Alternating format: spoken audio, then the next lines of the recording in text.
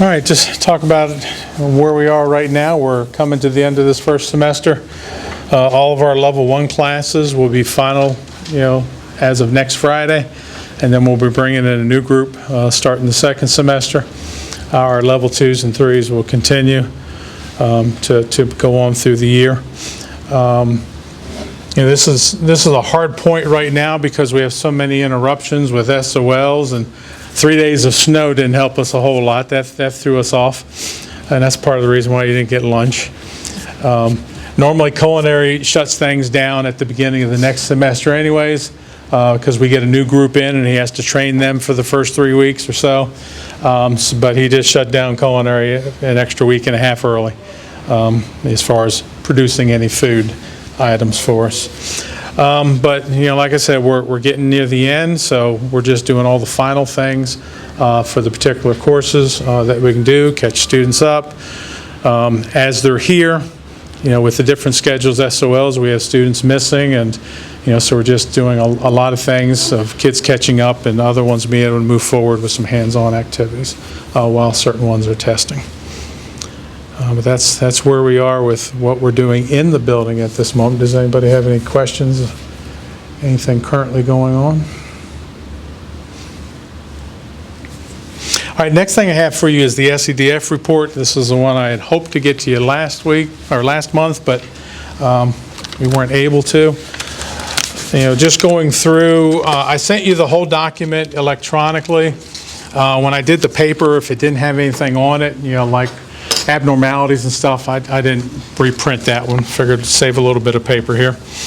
But of interest there on page 1 of the item, you can see the CTE summary data.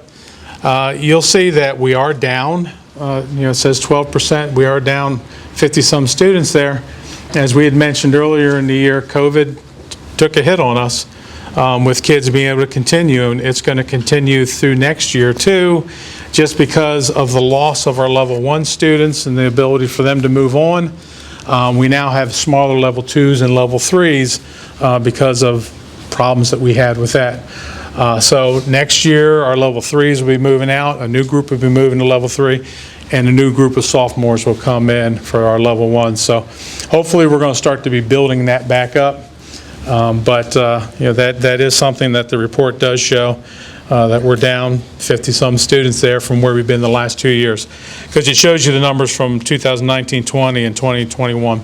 So you can see what we're down at that point. And that is the reason, because of the issues that we have had with that. But we'll hopefully gradually build it back up. Our level 1s, we have a bunch of level 1s that are doing well this year. Hopefully we can keep those kids moving on as they continue to go up. And the other one there that shows a variance of minus 100% is dual enrollment, which we haven't signed anybody up for dual enrollment yet. We do this report 2 times a year. So those numbers would have come from the final report of last year. Dual enrollment will be taken care of here at the beginning of February. We have to have that information in. And a couple of programs will have some kids that are involved with the dual enrollment this year. So that'll be something that we'll see later. Last year we had 20 students that were dually enrolled, and this year probably be close to that. A lot of our nurse aide will do it, and we'll have some welding do it. So we'll probably be close to that. But those are a couple numbers there. You can see that there were some minuses, and that's the reason why that it sits like that at the moment. Any questions so far on this first page? All right. Page 2 just talks about work-based learning experience stuff. We let that be taken care of through the home divisions. So if a kid is doing it, like I know we do have a couple of our nurse aide students that are doing things, they leave here in their scrubs every day. That is something that Allegheny County counts and takes care of. So we don't have that listed for us. The next page that we have, it talks about the female non-traditional report. And as you go down, you can see the different courses that are considered courses that are male traditional, so the female or the non-traditionals. The automotive, electricity, carpentry, computer systems, technology, 1, 2, cybersecurity, the welding, and then entrepreneurship, education, and culinary arts. So when you get to the final, the very end of that, it shows you that there were 43 females out of a total of 284 students in those classes. So that's 15.14% is non-traditional for females that we have. Flipping to the next page, it shows you the male non-traditional. As you see, there's a lot less classes with this one. We have the tourism course there, our 2 nurse aid courses, and our early childhood courses. And we only have a total of 6 males that are in those courses out of 64 students, for a total of 9.38%. And when you look at the total, when you bring it all together, we have 14.08% of students that are in a non-traditional course.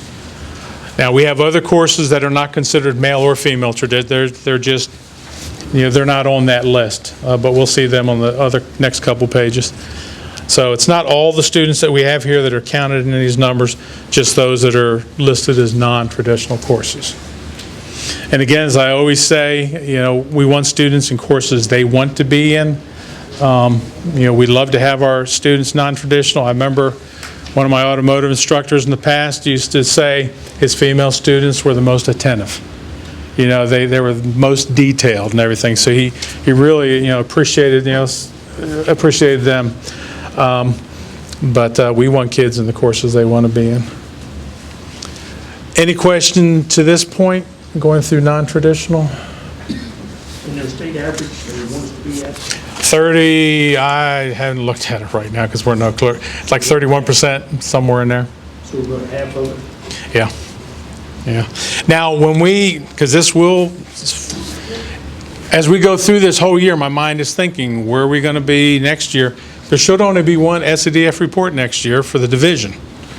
So when we pull everything between all the courses we have through Covington, Allegheny, and JRTC, it'll be a whole new thing. So how everything's going to play out then, I don't know, because of the numbers of students that would be in this particular courses. But for the rest of this year, that's where we are with that.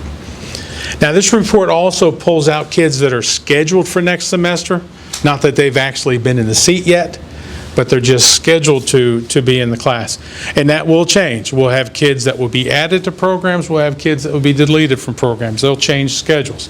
Not as much second semester as maybe right at the very beginning of the year, but we will have some changes that go on.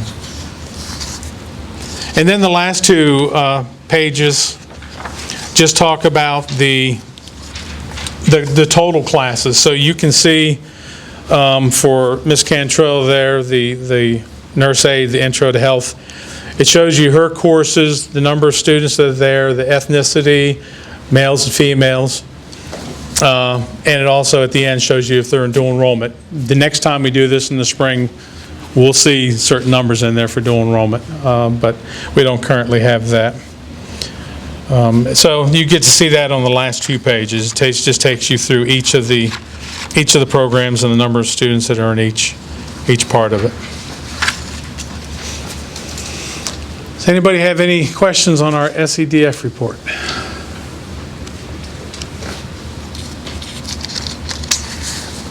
All right, thank you. Thank you, Mr. Spangler. Next order of business is old business, 22.34. Policy update, ask and action item. Yes, and I put this in here, and you all can tell me, because I know we're the last step. Both boards have approved this. I put this in there so you'd have it, but if you don't want me to waste the paper in the future, I won't. You just let me know that.